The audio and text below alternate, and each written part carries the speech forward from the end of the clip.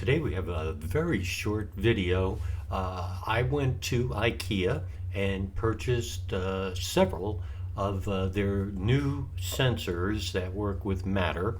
I got the MyGGSPRAY sensor. So all I want to show you in this is I simply connected my sensor to Home Assistant.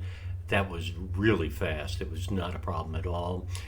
Two, I then put an automation in place for the sensor to turn on a very specific light in the same room.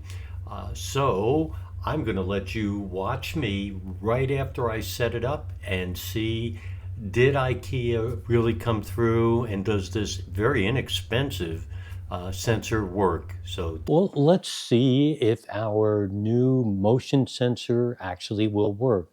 So the lamp is over here on the right. That should turn on, and the motion sensor right now is up here, and it's pointing in that room.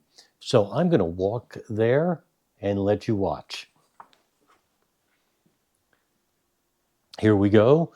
Sensor, light, and it should see me now. There you go. It works perfect.